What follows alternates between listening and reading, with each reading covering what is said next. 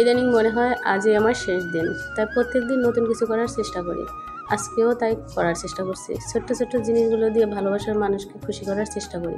মাঝে মাঝে হঠাৎ করে দুশ্চিন্তা যেন ইট দিয়ে মাথায় আঘাত করে। তবে হ্যাঁ, একটা কথা সবসময় মনে করি যে ভালো লাগার কাজগুলো, ভালোবাসার কাজগুলো খুঁজে নিতে হয়।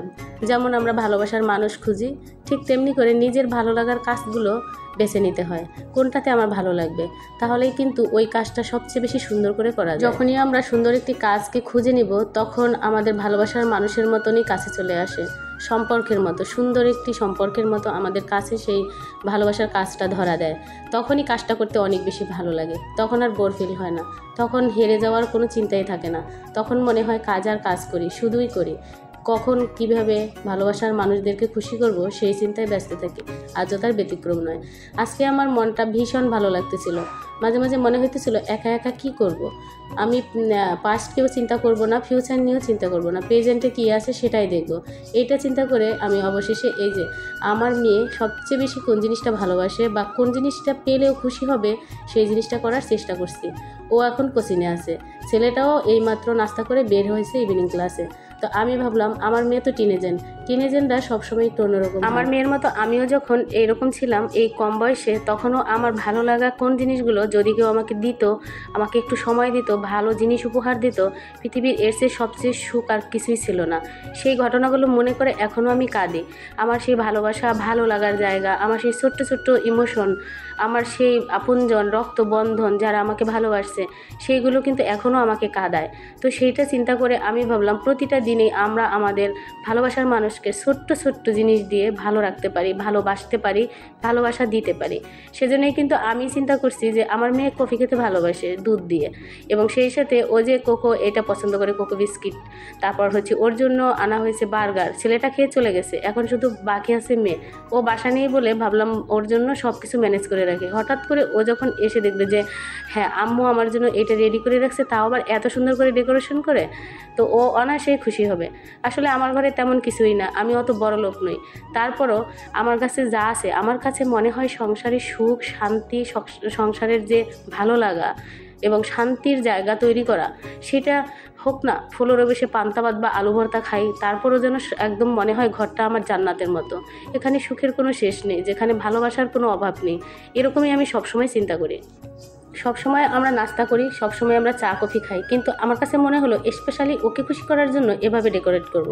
তো প্রথমে মগটাকে এভাবে দিলাম, তারপর আবার কি মনে করলাম না এভাবে দেই, মানে ওর এই ভালো লাগার জিনিস কোনটাও ভালোবাসে, কোন মগটাতে চা খেতে ভালোবাসে। কারণ ওর এই মগটা ছিল ওর ফ্রেন্ড ওকে গিফট করছে, ওর বান্ধবী।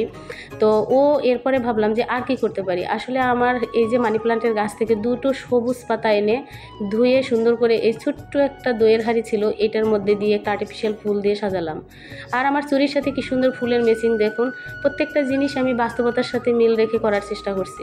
সেই সাথে এই যে প্রতিটা জিনিস আমি সাজিয়ে নিজেই ভালো লাগা তৈরি করছি, এবং আমার কাছে মনে হয়েছে যে যখন আমার মেয়ে এই জিনিসটা দেখবে, এসে ও উপলব্ধি করবে যে আমার আম্মু কতটা ভালোবেসে আমার জন্য সারপ্রাইজ দেওয়ার জন্য এই কাজটা করছে। এগুলো কিন্তু খুবই কম দামি জিনিস এবং খুবই সামান্য মানুষের চোখে, কিন্তু আমার কাছে অসামান্য। এবং আজকের এই জিনিসটা আমার মেয়ের কাছে একটা সময় স্মৃতি হবে এবং ওর চোখে ভাসবে যেমন আমার ভাসে।